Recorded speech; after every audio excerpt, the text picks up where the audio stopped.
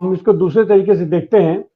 एक बात तो है कि अब तो स्पष्ट हो चुका है कि ईवीएम में भयंकर धांधली की जा रही है और वो सारी चीजें निकल करके परत दर पर सामने आ गई। उसके विकल्प के लिए जो आंदोलन चलाया जा रहा है कि ये बैलेट पेपर से चुनाव हो, तो बैलेट पेपर का भी अब इससे बेहतर उदाहरण क्या हो सकता है कि 36 वोट बैलेट पेपर से पड़े हैं और उन 36 वोट को भी आप बैलेंस नहीं कर पा रहे हैं, आप उनको गिनवा नहीं पा रहे हैं, आप उसका परिणाम नहीं दे पा रहे हैं। 36 वोट जहां की सीधे सीधे दिखाई पड़ रहा है कि 20 वोट जो 13 वोट आम आदमी पार्टी का और ये 7 वोट कांग्रेस का, और वहीं पर भारतीय जनता पार्टी का 13 वोट और जो 1 वोट शिरोमणि का और एक उनके सांसद का।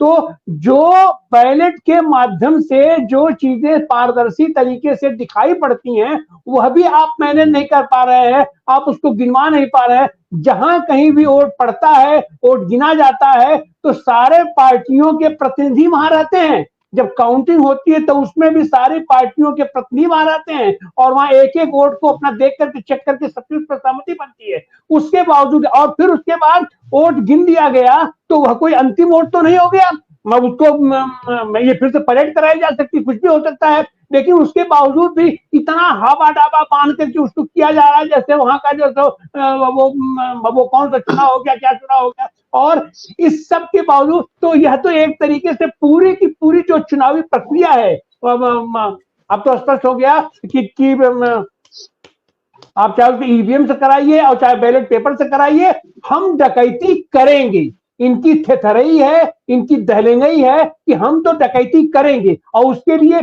सीधी सी बात है, जिस तरीके से ये लोग चुनाव आयोग को ये चुनाव आयुक्तों की नियुक्ति प्रक्रिया को इन लोग रखा है, तो अब तो हमको तो ये दिखाई पड़ रहा है कि अब तो चुनाव कराने की आवश्यकता ही नहीं है। सीधे वहां चुनाव आयोग बैठ करके वहीं से 523 लोगों को वो मनोनीत कर देगा, ये सर्टिफिकेट जारी कर देगा।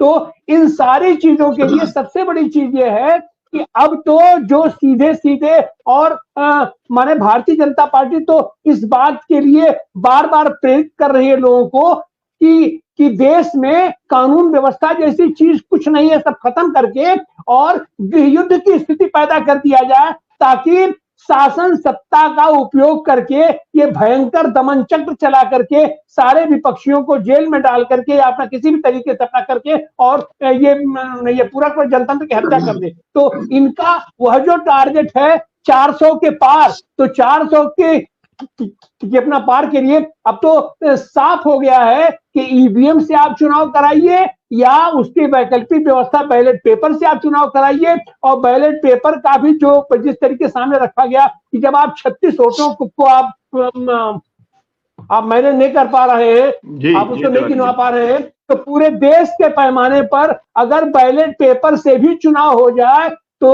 उस चुनाव को क्या आप सही माने में करवा पाएंगे? इनकी दबंगई, इनकी धलेंगई का विकल्प आपके पास क्या है? और खास करके ऐसी हालत में जबकि अब ये कहा गया कि अपना बिहार में अपना जिस तरीके और आज जिस तरीके से राजनीतिक दलों का एकदम मजाक बनाकर के इन लोगों ने रख दिया है कि अभी बिहार में नीतीश जी सामान्य तरीके से शांतिपूर्ण तरीके से वहां पर सत्ता का हस्तांतरण हो गया, कुछ नहीं हुआ। और आज का समाचार यह है कि जनता दल यू के महासचिव और जनता दल यू का के ये एमएलसी ये महाराष्ट्र में अघाड़ी दल की बैठक में वहां शामिल हुए हैं और उन्होंने कहा है कि हम शीर्ष नेतृत्व के आदेश पर आए हैं, उनकी सहमति से आए हैं। तो यह कौन सी राजनीतिक प्रक्रिया आज की तारीख में चल रही है? अगर जनता दल यू है तो क्या वो वहां का जनता दल यू अलग है, वहां का जनता दल अलग है? तो यह तो एक तरीके से मजाक बनाया जा रहा है पूरे जनतंत्र का। और यही चाहती है भारतीय जनता पार्टी कि इस तरीके का राजनीति को इतना नॉन सीरियस कर दिया जाए कि जनता का इस पर से विश्वास ही हट जाए। तो ऐसी हालत में यह गंभीर सवाल है कि सड़क को गर्म करने के लिए कौन चलेगा?